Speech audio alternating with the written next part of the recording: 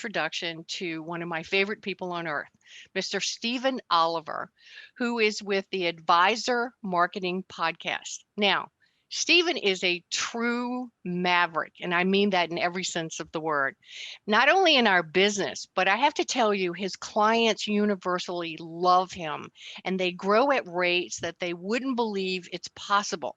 Now, on this podcast, in each episode, Stephen is joined by various members of his team or special guests to share insider secrets to rapid growth and high net profits in your financial advisory practice.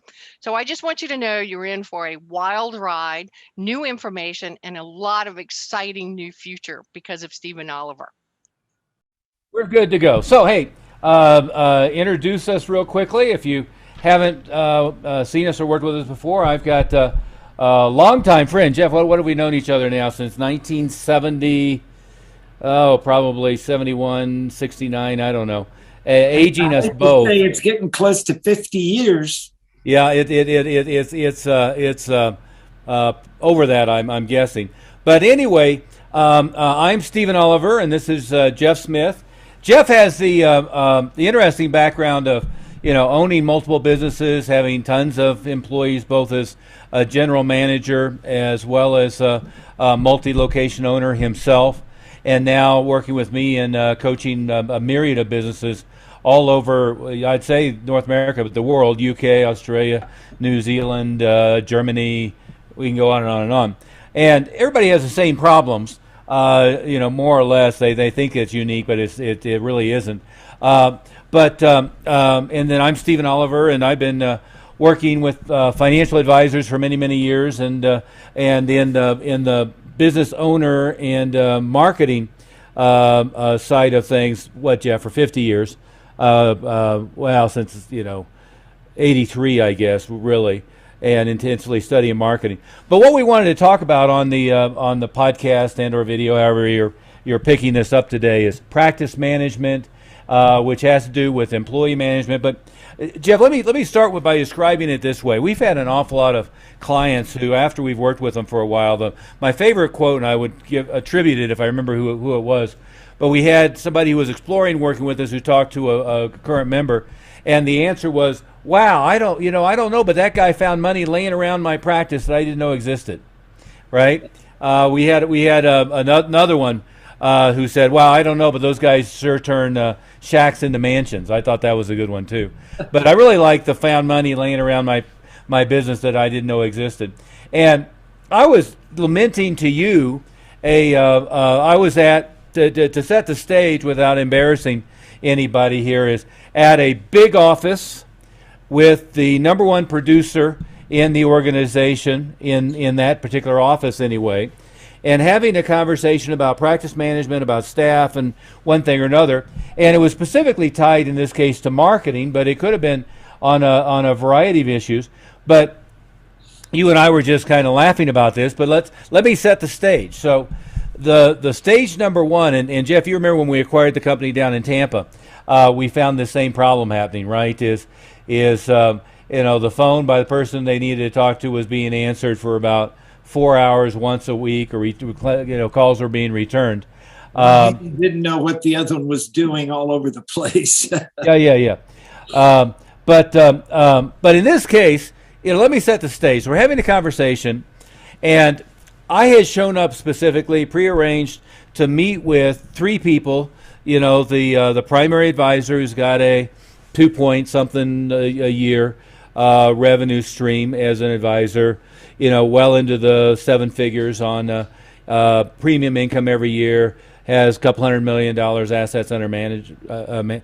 I think 205 or 7,000 or so, 207 million AUM, I believe. In that shooting range anyway. And we're having a conversation about incoming calls, outbound calls, appointment scheduling, and so forth. And it more or less goes like this. I'm going to give the encapsulation, right? Is I'm, number one, working with them on really massively, ramping up the amount of inbound prospects they have, but also picking up money laying around on the floor. In this case, he has a list of about 300 clients who have been undersold, if you will. There's a lot of opportunity in that list. He has another 150 clients who aren't being touched enough, and another 150 clients who should be, getting dripped on and touched and invited to meetings and so forth a lot, but they're not. So there's a lot of opportunity right there. I keep saying this could be a $5 million a year thing without any new blood, just by fixing these holes, right? And that is the biggest mistake that a lot of people make, is that they're looking for that new person when, yes, we have that. That's one edge of the sword, but the business income is a two-edged sword. You've got to, keep the clients you have, but you got to make sure that you maximize the value. And that's why we always look at the value of each of the clients, on the average, what are they bringing in and what should they, be adding to the business. Yeah, what's the average client bringing in every month? If it's purely a commission income, are you doing the best job possible to generate referrals? Are you doing the best job possible to stay in touch and to look at what additional needs they have? And there's so many. Ogilvy, who was a famous advertising agency, Madison Avenue, but a real strong direct response marketing guy. The TV show Mad Men was in part based upon Ogilvy. Every now and then through that they mention him. And Ogilvy on Advertising, by the way, is one of the best books on advertising, I think, ever. But his conversation was, you're always marketing to a moving parade of humanity, not a standing army. Now, what he meant by that, which is a conversation I keep having in this case, is just because you talked to somebody or got your message across to them or whatever a year ago, 2 years ago, 3 years ago, doesn't mean their life looks the same right now, right? Dan Kennedy tells a story based on that, and he talks about, and Jeff, we can both unfortunately identify with this story, but he talks about he thinks he's happily married, shows up one day, and the wife has moved out and loaded up all the furniture, right? And left him with the cat and with one chair. And so in the week before that happened, people are sending him flyers, inserts in the newspaper, mailings, billboards, all this stuff on furniture. He's immune to it. He's got a house. His furniture's good enough. He's got plenty. And the day after the wife moves out, whoever gets to him next is making a huge ass sale, right? Of furniture, right? And that's the way it is with your clients. Is, if I talked to somebody and told them, in this case, a term policy 18 months ago, and felt that was like the only thing that was available to do with them at the time, who knows what's happened in the meantime? Maybe there's been an inheritance. Maybe there's been a job situation change. Maybe they just got married rich. Maybe they got divorced to the wife or the husband who was the cog in the wheel of getting any more movement going. You never know, right? Jeff, we see this all the time, right? We have a bunch of clients whose income has quadrupled in the last 18 months under our tutelage, and we can take at least partial credit for that. Even during these trying times, our people have been, doubling and tripling their gross, and it's because they're actually capitalizing on all these different sources of income that they can add to their business. Absolutely. So, but anyway, we're going through this conversation, and let's start with the phone number conversation, right? So here it is. There's a phone number and he's a captive, agent, advisor. So they've got the main corporate website. He can set up his own website within certain parameters within it. So I'm going through, looking at it, going, well, okay, there's no appointment scheduling link here. Can we get that to happen? There's no real direct to anybody, but okay, at least there's a phone number and an address, and anybody who's looking for you, they're not going to get in the car and drive to Central Denver and walk in on the 37th floor. They're going to call you. Where does the phone number go to? Well, so we figure out it goes to the lady at the front desk, but the lady at the front desk, who by the way is very competent, I don't have any criticism with her. But if our guy isn't there, it goes to his voicemail. Now, he has 2 full-time employees, 1 part-time employee. None of them know how to check his voicemail, nor have they been instructed to check his voicemail, nor have any of them walked to the front desk and told the nice lady at the front desk that if Peter's not here, please direct all incoming calls to me. Or even if Peter is here, direct the incoming calls to me, and then I'll field it and forward it over to Peter if it's appropriate. And that conversation never happened, right? So nobody's ever thought about it. And the next question. Better for a live. I mean, we know that a live person is always going to be better than a voice message, and you got immediate contact with them. You don't have to then try to chase them down to return their call.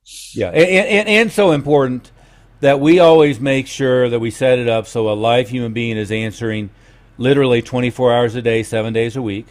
And that then means that it'll go to a live person, let's say normal business hours, 9 to 5. But I would prefer it to go to a staff member until, say, 9 p.m. So if you have staff who are working from home, okay, fine, buy them all a secure cell phone or forward it or whatever. But I'll have a staff member answering at 9 a.m. to 9 p.m., and then we'll have a live answering service answering it, from 9 p.m. until 9 a.m., right? And so, but, sometimes you have compliance issues with that and so forth. But at the very least, if somebody's calling you during business hours, they should get hold of a live person. And I don't mean a person at the desk answering phone calls for 90 people. What I mean is a person that works directly for you, with you, or you, so that the problem can be solved, right? So then we're going through the conversation of, we have a part-timer, half-time person, working supposedly 9 a.m. to 2 or 10 to 2, pretty much 5 days a week, who's supposed to be making outbound calls to clients and following up with prospects to schedule appointments. And the frustration being expressed is, this person says to me, he's not there. Another problem we'll discuss. Person says to me, he makes calls, but nobody gets back to him, or nobody answers the phone. Well, Jeff, let's talk about that. Why does nobody answer the phone nowadays? Well, first of all, nobody answers their home phone anymore. And every time they have it, everybody has caller ID. And if that doesn't come up in their directory, or they don't recognize the number, they know it's a solicitor or somebody who is wasting their time, or they're not interested in talking to, so they're going to ignore it. Yeah, and maybe expanding on that is, as we have shifted from landlines to cell phones, and frankly, even if somebody still has a landline, an awful lot of people don't, but landlines tend to be, like in my house, there's a landline, but it's for the fax and it's for the alarm system, right? And by the way, yeah, I still have a fax. Most people don't have a fax anymore either. But I don't even know what the phone number is to the landline. It doesn't ring to any physical phones. The phone I use, which is what's happening mostly, is cell phone, right? And what happens with cell phones is the only number, we can talk about this too, that this is changing a little bit, but predominantly what happens is, if somebody does an outbound call to a cell phone, unless you're in their contacts record, is they see a phone number that doesn't put a name to the phone number, right? So if somebody gets a call that's unidentified, they tend not to answer the phone. So 95% of them aren't going to answer an unidentified number. In fact, it's so bad, my iPhone is set up so that if it's not in my favorites, it doesn't even ring the phone, right? And if it's an unidentified number, either if they text or if they call, it doesn't notify me. It just goes into an unidentified, and I can go look at it later maybe, which I don't do. So now let's take the scenario of, I've got the part-timer. He's got his own unique phone number. In this case, it was being handled through Ring Central. And he's making outbound calls for the lead advisor. The lead advisor feels like, I have a relationship with these people, so they should pick up the phone. But the part-timer is calling from a different phone number than the lead advisor, right? So now the lead advisor's phone number might be in their contacts, probably is, but the employee's number is not in their contacts because he's never shared a contact record, what we call a a V card or one thing or another. He's never shared that with his clients. He's never made a significant effort to have all the different numbers from his office. And as I count it, there's I think 6 different numbers. There's the main company number. There's his main number. There's his cell phone. There's this part-timer's number. There's a full-time insurance person's number. There's a full-time CFP advisor, financial guy that works there. There's his number. Now I think I'm skipping one, but there's a bunch of different numbers right there under his little umbrella.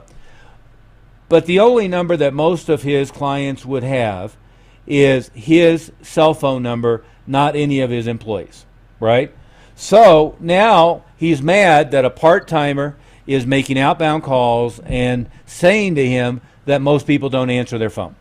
Well, that's just the way the world works. I mean, the kid didn't really even need to say that. I mean, that's just what happens now, right, Jeff? All the time. Now let's give it an additional example. So I'm down there on Thursday. This part-timer, who's also a college student, isn't there. And then they have another little staff luncheon on Friday. He's again not there. Has a migraine. He isn't there on Thursday, Friday. Well, okay, so the kid worked now 3 days that week, not 5 days that week, and he worked more or less, to be generous, 9:30 a.m. to 2 p.m. So if he makes an outbound call at 1 o'clock in the afternoon and somebody doesn't answer their phone and he leaves a voice message and says, "Hi, I'm calling for," I won't give their names, but I'm calling for, so-and-so, and he wanted to schedule a time to do a quarterly or a biannual review of your situation. And I wanted to schedule an appointment, see when's good for you. And now what does he say next? "Please give me a call back." Of which I'm not going to answer because I'm only going to be here for another hour. and then at 2 o'clock, you beat me to it. At 2 o'clock, his line goes unanswered or goes to voicemail, which if he had called on Wednesday is getting checked maybe on Monday, right? In this scenario. And so if they call back, and it's probably right that they're going to call back in many cases, they're not going to get him. Now, this is so common in our society, we call it what? Phone tag, right? Yeah. So now what happens? Yeah, it's also called a circle jerk, from World War II parlance there, Jeff. Or it's called a cluster, fill in the blank. But so now he gets the voicemail on Monday. He calls them at the same period. They probably haven't put his number in their database yet. And he's calling them in the same time block that they didn't answer the phone the first time they didn't answer the phone. And what's happening now? He's leaving a message. "I was following up with you. I still wanted to schedule that appointment. Give me a call back." People don't understand that their window to reach people, everybody's a little. It's Lee Milt here, and I'm delighted to interrupt you today and let you know that I've been working with Stephen Oliver for 10 or 15 years now. He's a great guy. I love all the research that he does. And I just wanted to let you know that if you're enjoying the content on this podcast, then you really want to make time to visit advisorwealthmastery.com. And why should you do that? Well, because you're going to receive 2 of his great books and actually one of mine called Success is an Inside Job. You'll also get a lot of absolutely free material on growing your practice through effective marketing. So again, take the time to go to advisorwealthmastery.com. Different. Not everybody's in that same time frame.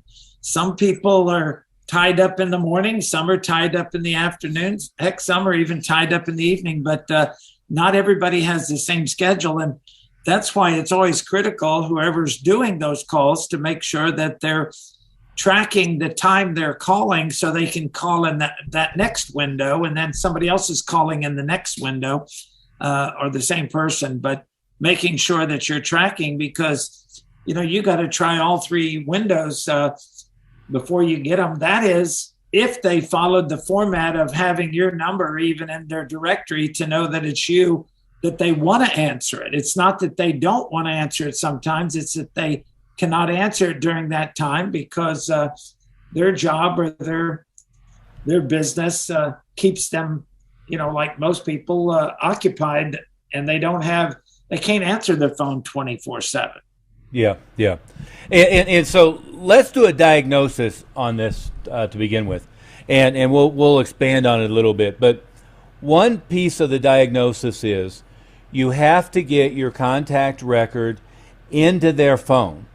And if it's a new prospect coming into your pipeline, that's the first priority, right? So we'll have it be where, not to get too detailed on marketing, but a landing page, then automatic, it's automated to send them a text message, and in the text message it'll say, "Oh, and by the way, here's our contact information.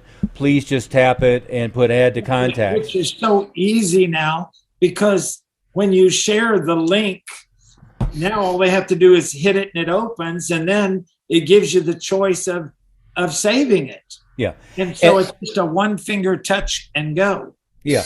And see, so that can be done with every new prospect that comes in. It can also be done the first time I talk to somebody on the phone. Let's say it's a referral, and Mrs. Jones says, I'd like you to talk to my cousin. She's got a real need. In fact, if you have a moment, I'll call her now. Okay, so now I'm on a three-way call with them. I can say, "Sue, if you can give me your number, I'll text you over my contact record. Did you see that text? Okay, just tap it and now put add to contacts or create new contact, and now you'll have all my contact information there." I can do it on the phone. Somebody meets me in my office, I can say, "I don't remember if we added my contact record to your phone. Here, let me text that over to you right now, and then let's just, and you do the same thing, right?" Well, so now, if you call somebody, and by the way, the contact record could be, in this case, it could be the front desk number, it could be the direct number, it could be each of the employees' number, it could be any number that might do an outbound call if there's any different phone numbers. It could be the address. It can be every email address. That was another question. I will come up to that for a second. But in this case, the assistant was sending emails from his own email address rather than the main advisor's email address, right? So you've got again another situation but you could have each of the staff members' email addresses. Now, in some cases, if I add it to my iPhone is going to tell mail that they're in my approved thing, so they're less likely to get spam blocked, right, or put into a spam filter. Google will do the same thing, right? So if you have it all set up on an Android, your Gmail will know now that they're a known contact and will be less likely. A company name with 3 or 4 emails under it, and any one of those come in, it'll show that company name, and then you're more likely, because if they're like me, when I get my hundreds of emails each day, when I'm looking through them, if I recognize a name, very seldom, it's harder to remember an email, but if it's tied to a company name, you know it. Or if you look at what the email, what the information line is, and then you recognize that, oh yeah, I need to talk to that person or contact that person. Let me touch on it. Yeah. Well, and that's the other part of that conversation. I want to finish on the first part, but what was happening is the same part-timer was doing an outbound call, and then he was doing an email to the people. But the email was saying, "I'm trying to connect to you and schedule an appointment for the lead advisor," right? Now, what it wasn't doing is giving them a calendar link to say, it's very important that we set a time to meet in person or by phone or by Zoom in the next 30 to 45 days. If you could just click this link, you can schedule a time that works for both of you, and we'll stop playing phone tag. Well, they wasn't doing that. Guess what the email was saying? "If you can please give me a call." And then here comes the vicious circle again. And so now, our rule of thumb is anytime you do an outbound call, you make sure that they either have or get your contact record into their phone, right? But then what we'll do is we'll leave a voicemail. Big chunk of the population doesn't use voicemail anymore, if you didn't know it. We'll send a text, and then we'll send an email. And Jeff, one of the things I find with, life agents, financial advisors, with everybody in this kind of RIAs in this realm, is they use email a lot to communicate with LPL or with Northwest Mutual or with their corporate office. They'll use email to deal with policies, DocuSign, one thing or another. And so they don't realize that most of the world has moved on from email, right? So, and a lot of your clients might be 70, but the next generation, I got to tell you, they're not using email, and they're not using voicemail, and they're not using voice. They're not talking on the phone. They're using text messaging and Instagram and Twitter and all this. I noticed I didn't even say Facebook. The younger ones aren't using Facebook. That's for old folks. The things you're talking about are so important because they actually make your time so much more productive, and it creates a system that you're working smarter, not harder. You're actually working less because you don't have to go into so many circles in trying to contact and frustrate your staff because they're unable to get through to somebody. And you're talking about just learning a few systems.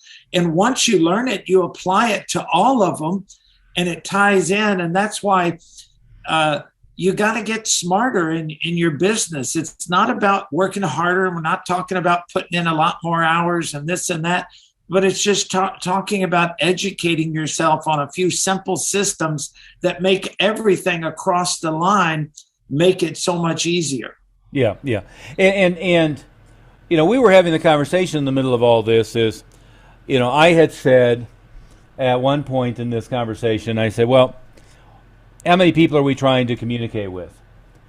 Well, I may have mentioned before, there's one group of 386 people, and there's another group of 150 or 100, and then there's a second group of 150.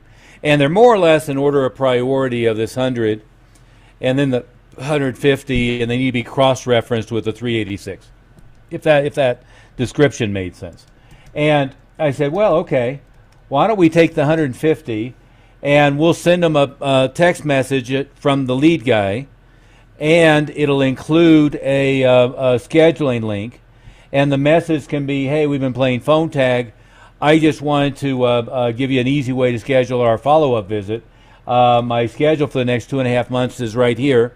If you could just, schedule it at your convenience on a time that works in my schedule, we will stop playing phone tag. And he looked. So many businesses are doing that. They're getting smarter. My doctor just sent me a link because the appointment that I had scheduled with him, he had to cover the emergency room at the hospital for one of his doctor friends. And so he was having to reschedule his patients. He sent me the schedule for the week and asked me to pick a time that worked for me. And I just went in and hit it. And as soon as I hit it, then I got a text back that said, your appointment has been confirmed. Then I got an email from him that said in that email, just click on it if you're going to need to reschedule it.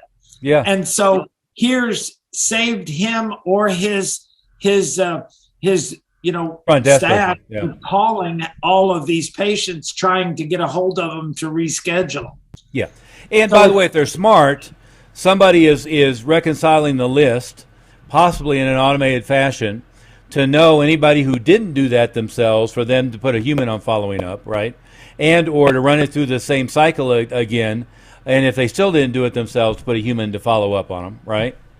And that's the thing is you get a good percentage of them, and the more you do it, and the more we move into the modern technology, the more people get it, because right now we still have a few of the older generation that is not as savvy on that stuff, like you said, whereas that younger or middle generation, is a lot more savvy and can do that, Yeah. and would rather do that kind of stuff. Well, and a lot of advisors have been hesitant to move to text messaging, and they're hesitant for a couple of reasons. The one legitimate reason is they're scared to death of their compliance people, and what can't happen is, in most cases, is you don't have a secure enough text link and you don't have enough of a record in order to execute trades and so forth, right?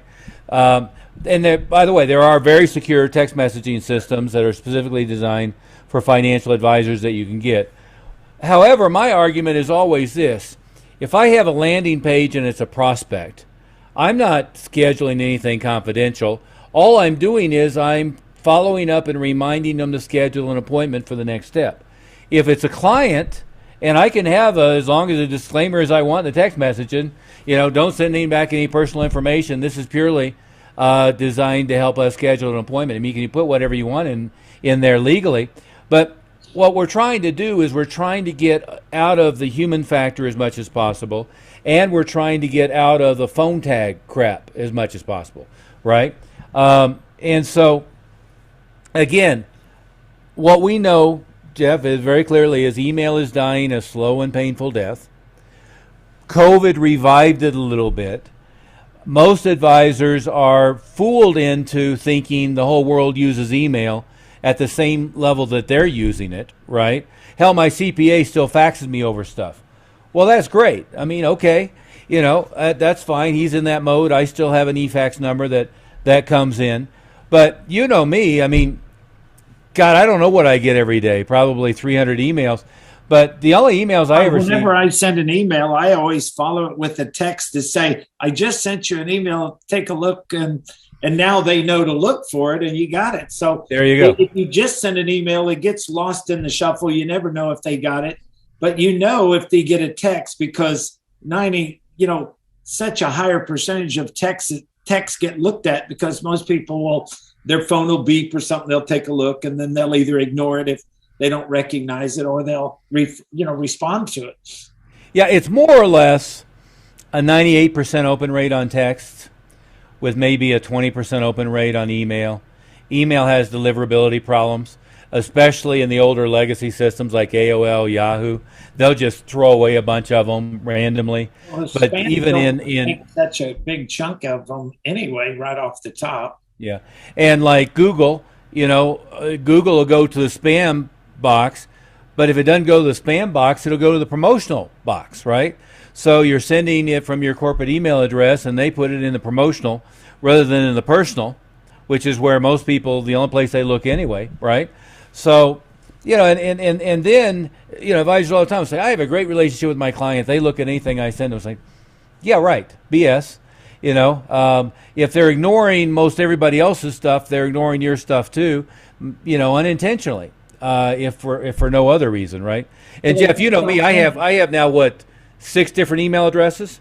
I have one that I have to open a secure computer over here that I only look at if I get a text that says go look at it over there.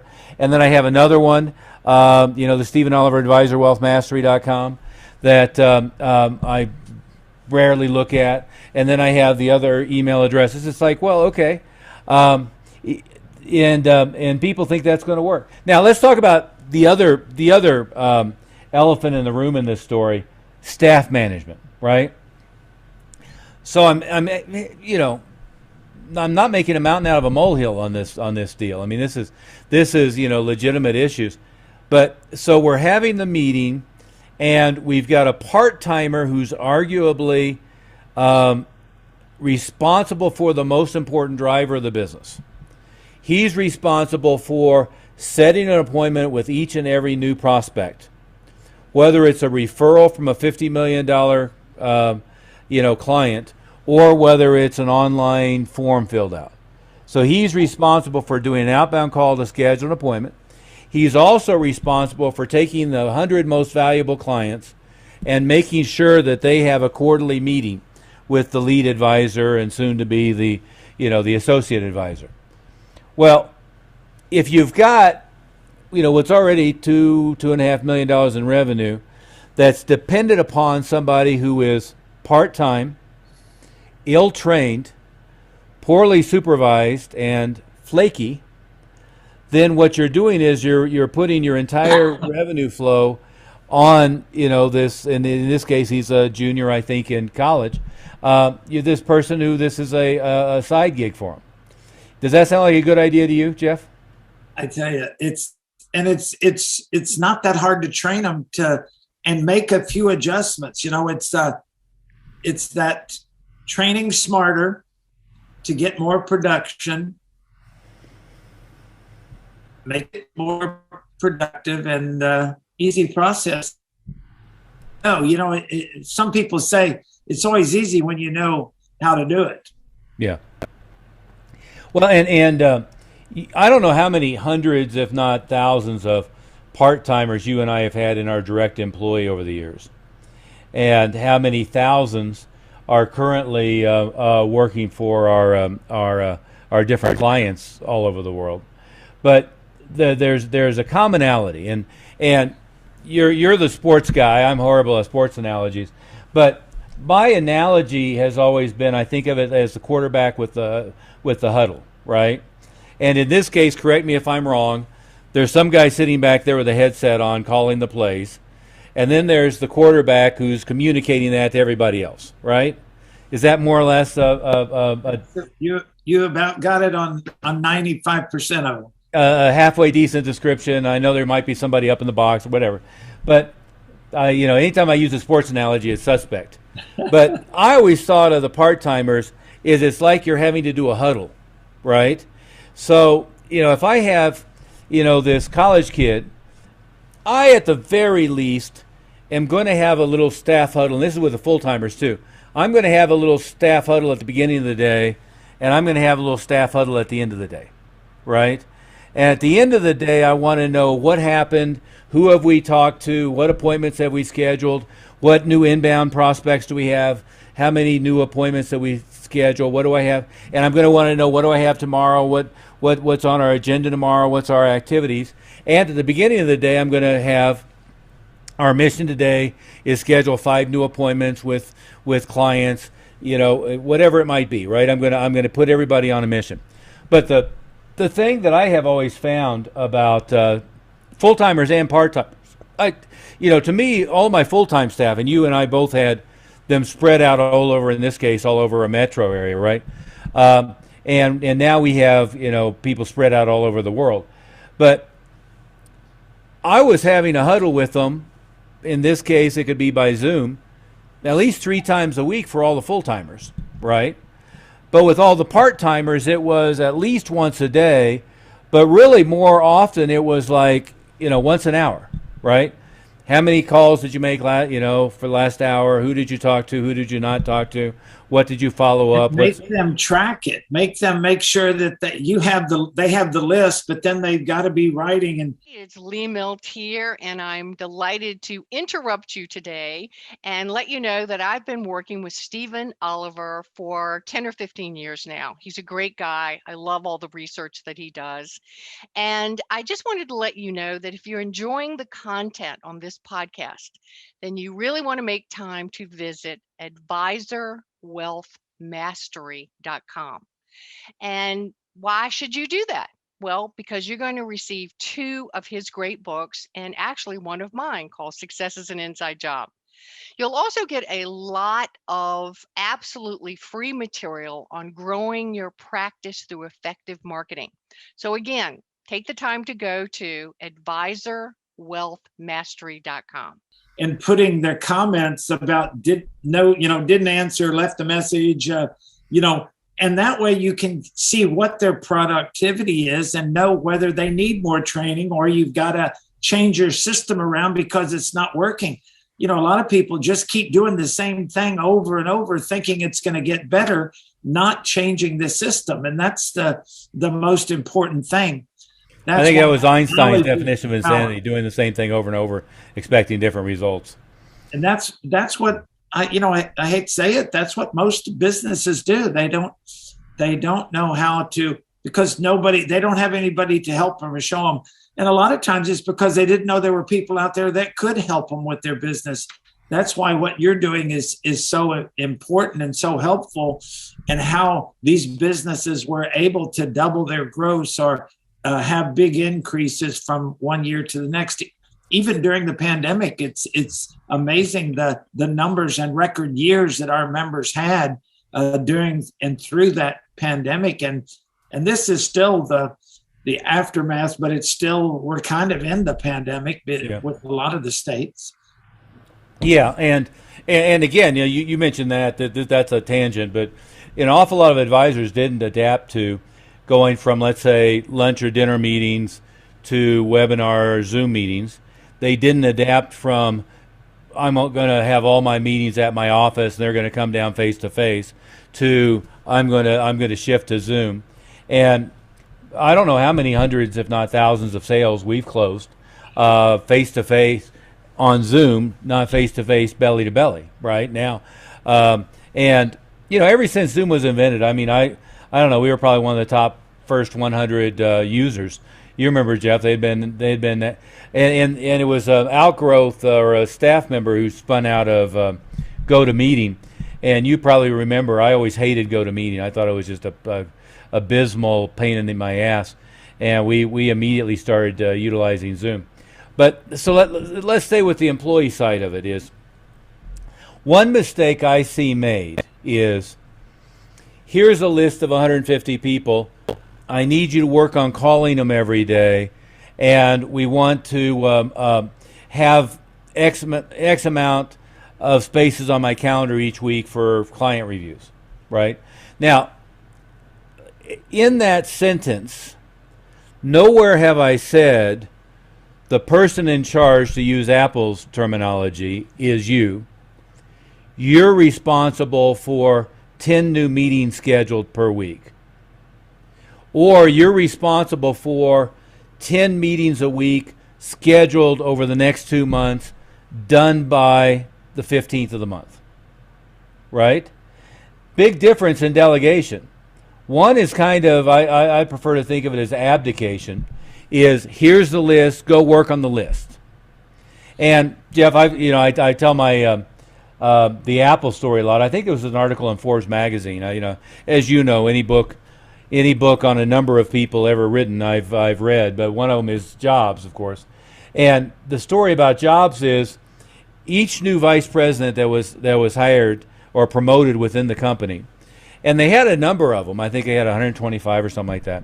Is he would sit down and he would have a conversation with them, and he would say, in the company here, there's a continuum of responsibility, and there are places where if somebody has a reason, an excuse why something didn't get done, that's okay. They can tell us why it didn't get done, and we can somebody else can figure it out for them and solve it. For instance, if the janitor who empties the trash can in my office every day goes 2 or 3 days and hasn't emptied the trash, and we sit down and talk to him, and he says, well, somebody changed the lock to the key on the office, nobody gave me the new key, so I couldn't do it. See, that's okay, right?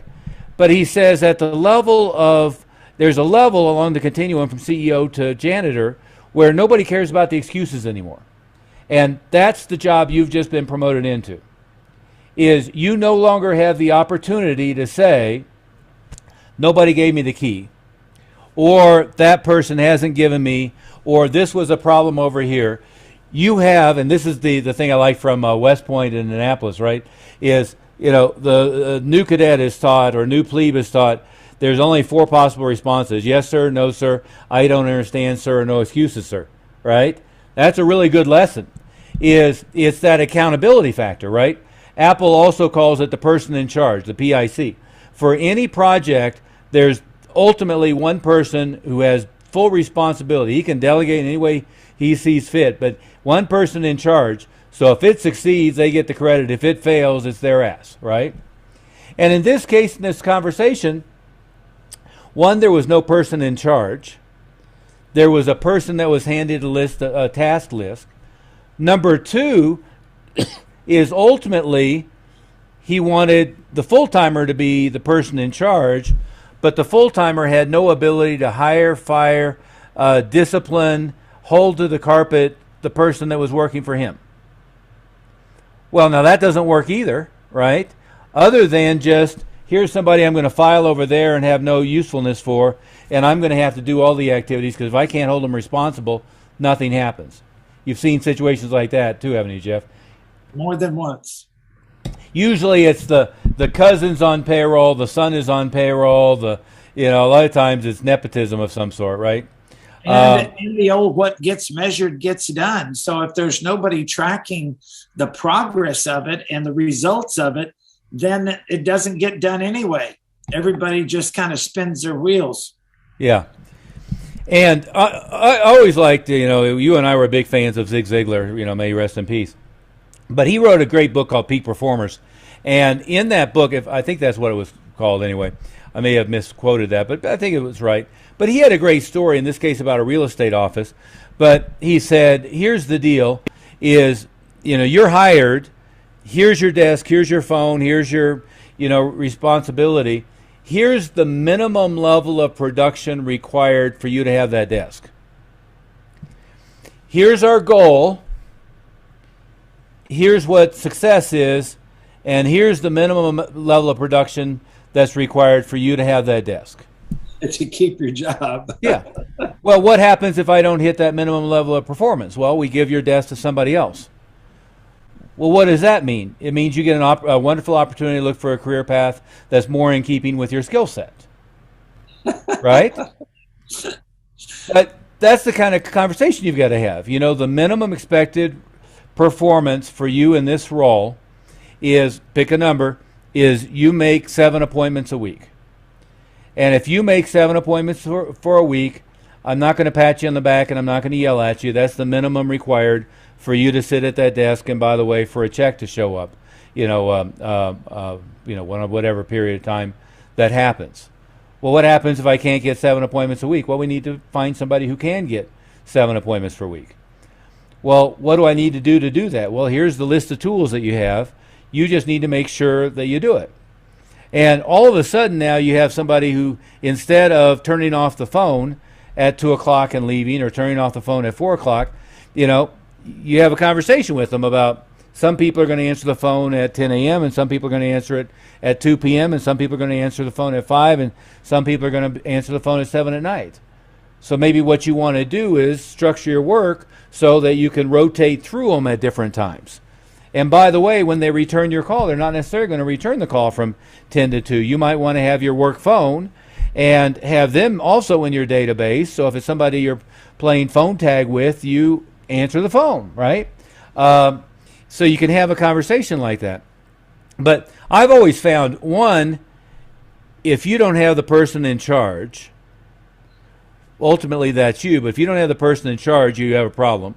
Number 2, if you let them have excuses, you have a problem, right? Going back to Ziegler, he used to call that loser's limp. He had again, I'm using a football analogy. I'm horrible at this. But he would talk about, the guys running down the field with the ball, receiver, right? Okay, the receiver is running down the field with the ball, and the other guy, whatever he's called, is chasing him. And if the guy with the ball outruns him, half the time the guy chasing him ends up limping. And what it is Zig would call that the loser's limp. And what it was a plea for sympathy rather than I just didn't run fast enough and I wasn't motivated enough to catch that guy. I would have caught him if I hadn't have pulled a muscle. Yeah. Yeah, I pulled a hamstring. That was always the excuse. Yeah, it's not my fault. I was injured. Yeah. Yeah. I would have gotten him if I hadn't hurt myself or got injured. Yeah, so it's got to be no excuses, who's the person in charge, and it's got to be managing by results way more than managing by activity, right? Is I can tell somebody your job is to call these 150 people. Well, that's not what I want. What I want is I want every one of them scheduled for a review meeting within the next 90 days. So your job is to have 10 review meetings this week, 10 review next week, and to have me booked up with 10 a week. Your job is to fill my calendar. Yeah. And here's what that means. To me, every slot is close them, but I got to get somebody that can fill up my calendar. Yeah, and that means this many over this period of time with this deadline, right? It's the same as any goals. You got to have a concrete objective. You've got incremental objectives. You've got to have a deadline, a due by date, right? So if you don't have that, you got nothing going on. And Jeff, we could go on and on staff management for freaking ever, right? But a couple of other things I see happen a lot is I forget who it was. May have been Brian Tracy or Danny Cox, one of those guys. But they dubbed what I also see happen a lot is seagull management. Remember seagull management? Our one of our joint teachers and employers was really good at this. Seagull manager means every now and then you come in, you squawk a lot, you make a lot of noise, you shit all over everybody, and then you fly away and you ignore it for a while, right? You know exactly what I'm talking about. Seagull management is not a good thing. Doing a once a year performance review is worthless. What you need to be doing is doing a daily performance review. You need to delegate with responsibility, delegate with concrete numbers on expectations, and inspect what you expect. And that has to be the lower somebody is on the hierarchy, and the less full-time they are, or the newer they are, the more supervision they need. Oftentimes, the more senior they are and the longer time they've been there, and it's a full-time career for them, and they're paid on commission or they're paid incentive, they need less supervision. A lot of them take too long to do that inspect. It's got to be on a daily or bi-weekly, weekly or a couple times a week. You got to be looking at their numbers. You can't wait till the month, and now we've wasted a whole month because they were so unproductive. You got to check it on a daily and a weekly and keep making sure that your month is going the way it should be. Yeah. We'll Jeff, we'll do it. We're at about our 45-minute point here, so we probably should wrap this one up, and we'll come back and do a couple more sessions on the great value and problems of having staff. But I would just leave everybody with a couple of things, right? Anytime you're frustrated with the people that's working for you, it's again, to steal from Ziegler. He always called it, when you're pointing this way, you got three fingers pointing right back at you. In almost all cases, it's a lack of training, a lack of supervision, or hiring the wrong person, right? And the amount of supervision somebody needs is to a great extent dependent upon how motivated they are, how long they've been there, and how well they've been trained. And so you've got to really be thinking about how you get that level of training early on, how you get the level of motivation. And putting somebody on a financial incentive is a good step. It's not adequate, though. Most people are frankly going to be better if you say, your drop dead to have the desk is 10 a week, and that's the point at which I'm neither going to pat you on the back nor fire you. And at this level, you get a bonus, and at this level, you get a bonus. And if you get this level, we're all going to have a party, rent a limo, and you'll get a week off, right? But I've got to give them what's important for them to know that you also have to evaluate: is it their aptitude? Is it you're not showing them, or is it they're not capable of learning? And you've got to identify that right away, because we want them to have a good attitude, but if they don't have the aptitude, we're showing them and we keep showing them the same, and they keep making the same mistakes, then maybe they're in the wrong field. Yeah. And you and I have both told people for years, with any staff member, there's aptitude, and whoever I stole it from years ago, but you can't teach a pig to sing. It wastes your time and irritates the pig, right? And so you've got to make sure that they're smart enough, that they're capable enough, that they have the skill set to do, and the skill set, I mean, they have the capability of learning what the task is that you want to do.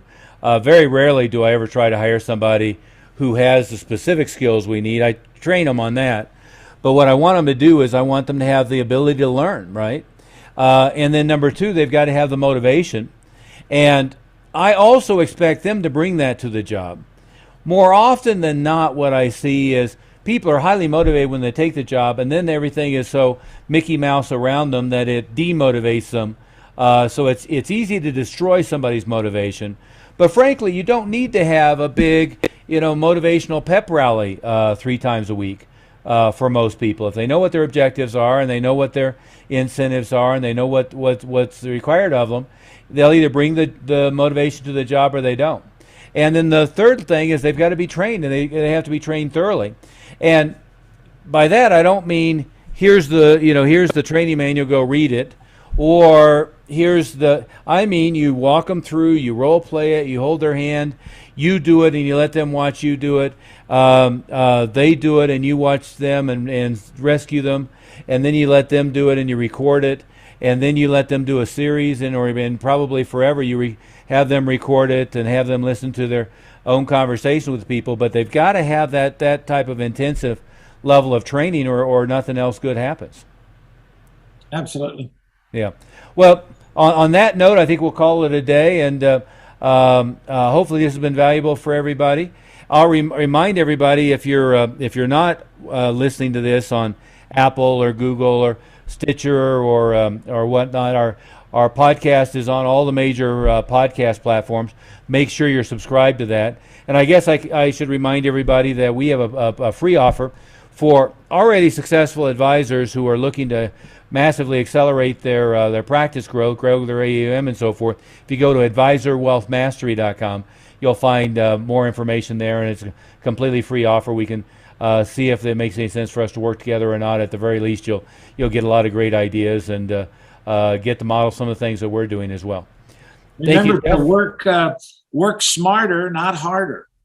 Yeah, absolutely. Well, and let's get all of the staff to work harder and smarter. How's that for a deal? Let's not forget that part. Okay, again, my rule of thumb was always, I'm not, I don't want to be stressed out every day, but I am a carrier, and I want to make sure that the responsibility is down at the front line where it needs to be, and that I've properly delegated, not abdicated responsibility for those things. On that note, we'll call it a day.